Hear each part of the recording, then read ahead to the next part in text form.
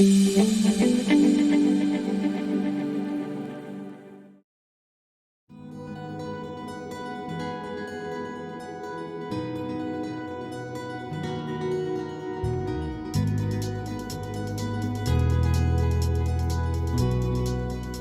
are two legs of your reset journey, the climb to base camp followed by the climb to the summit. On your climb to base camp, the entire focus is on improving your access and tackling your hidden demand. During the second leg, you are introduced to your scorecard and you begin your trek to the summit, tackling quality and affordability goals while maintaining your excellent access. The Reset Ramp-Up tool is the most important tool on the first leg of your reset journey, the climb to base camp. The purpose of this tool is to understand how you are managing your demand. It will help you improve your access so that you will eventually have more open space in your schedule. In subsequent videos, we will discuss how this open space will then give you the breathing room to address other components of the reset scorecard on your second leg of the journey, the climb to the summit. Start by downloading the most recent version of the Reset Ramp-Up tool. You can do this by clicking on the ellipsis next to the file name and selecting Download. Once you have opened the file, select your reset name on the far right, followed by the physician in your Physician MA pair at the top of the page. You'll find the Ramp-Up tool is broken up into 4 distinct sections: Access, Future Demand, Ownership, and Teamwork. We'll start our review with the section labeled Access. In the Access section, you will find data pertaining to the percent open next week, your no-show rate, and the number of patients you saw for Priority Access Care, or PAC, the previous week. Let's begin with the percent open next week.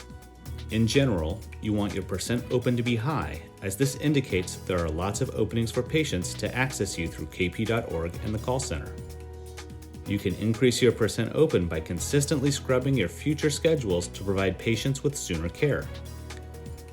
As you first start to do this, the appointments will rebook from your bucket of unseen demand. However, you will eventually reach the bottom of the bucket and the appointments will no longer rebook with patients. If you are out of the office or have no call center bookable appointments offered that week, it is represented by an NA. The no-show rate indicates how many patients failed to keep their appointments, or FITCUD, during the indicated week. Reset often results in a low FITCUD rate because patients tend to show up when they've scheduled appointments the same or next day. If you have a high FITCUD rate, you may want to review your schedule to see which patients did not show up and strategize for how to prevent this in the future. After all, by not taking care of it today, the patient likely still has an unaddressed need, which increases your pile of demand. In the third line, the patients you brought forward to sooner care are designated as Priority Access Care, or PAC. For now, you want your PAC number to be high, as it shows you are proactively managing your panel on the climb. Once up the mountain, the number of PACs vary amongst teams. Remember, any patient you scrub and move forward to sooner care frees up a slot for another patient. Each time you open a slot and it gets refilled by a patient from the call center or kp.org, the closer you are to the end of your pile of demand. Next, we will review the section labeled Future Demand. In this section, all the data relates to future demand and does not correspond to the column dates. Instead, it reflects all appointments and MDP data looking forward from the date the Ramp-Up tool was run. Starting in the first row, you will find the number of future call center appointments your patients scheduled, the number of Priority Access Care appointments, or PACs, you scheduled, as well as the number of MDP patients scheduled and the number of MDP patients that still need to be refreshed this year. In general, you want the future call center appointment schedule to be low.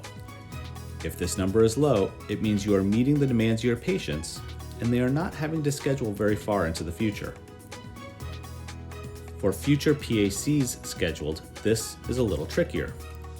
Our goal is to pull the demand forward and see all of the future call center scheduled appointments sooner. So you don't want to see a lot of PAC'd appointments in the future because this is still kicking the can down the road. However, if you are scheduling future MDP visits, a higher PAC number can indicate that you are working down the MDP demand, which is great. Sometimes, while scrubbing your future schedule, you will identify types of appointments that you cannot move to sooner care, such as well child checks, prenatal care, or someone with a desire to keep an appointment on a specific date. If you want to keep your percent open high, you can flip or move these appointments into nearby PAC slots. You wouldn't want to do this too often, as this can create an extra busy schedule and is still kicking the can of demand to the next week. But if used correctly, this can be a way to keep your access open for the following week by increasing the number of call center slots available to your patients. The MDP patients to refresh is the number of patients remaining for you to address during the current calendar year.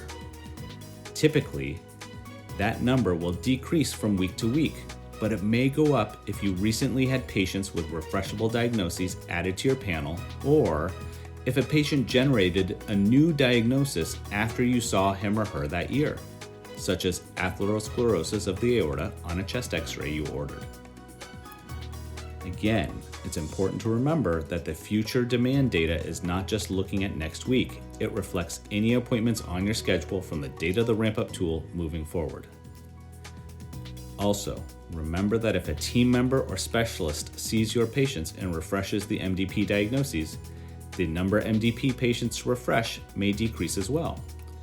So it's to your benefit to keep your problem list up to date to make it easy for our specialty colleagues to refresh your patients' MDP diagnoses. And you're providing a great assist if you refresh MDP diagnoses when seeing a floater for your colleagues. The third section we will review is called ownership. In this section, you can analyze what happened with your patients last week, as well as see your trends over the past 6 weeks. It includes a continuity percentage, the number of your patients you saw, as well as the number of your patients seen by others in the department. Other providers include your job share if you have one, a teammate on your island, or a colleague in your department. It also includes low acuity emergency room visits that likely could have been handled in the office during clinic days, not including weekends or holidays. Our goal is to free up your access so that you can see these low acuity patients in the office or virtually instead of them going to the emergency room. The continuity percent is calculated by placing the number of your patients you saw in the numerator and dividing by the total number of visits for your patients that week, including those you saw, those your colleagues saw, as well as those low acuity ER visits. Your team can increase your continuity percent by reducing the number of your patients seen by your colleagues, which will also increase your patient volume. Your goal is to have a high continuity percent, which means you are meeting the needs of your patients without them being seen frequently by your colleagues or unnecessarily going to the ER.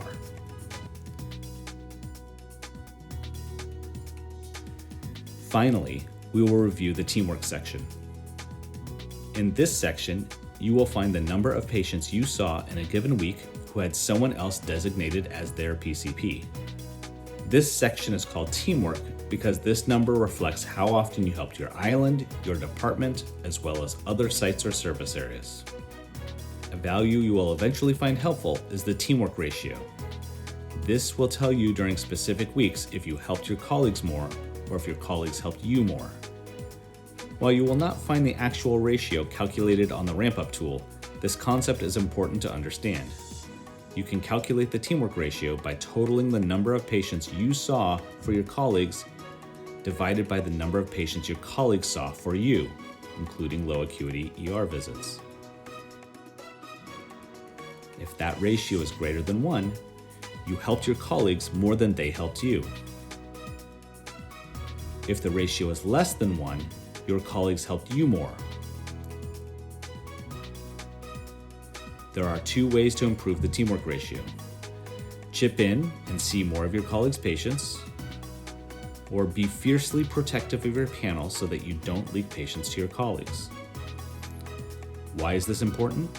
Well, once you make it past base camp, having great teamwork and seeing your colleagues' patients gets rewarded with extra credit points. Continuity is also worth a lot on the scorecard, so it pays to happily help your colleagues and strictly manage your panel.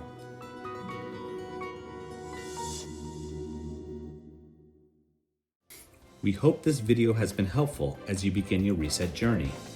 Remember, after you tackle your access, you will have the breathing room to address other components of the reset scorecard during your climb to the summit. And once you pass your scorecard and are up the mountain, you will enjoy the increased flexibility and autonomy that comes with being a member of the reset team.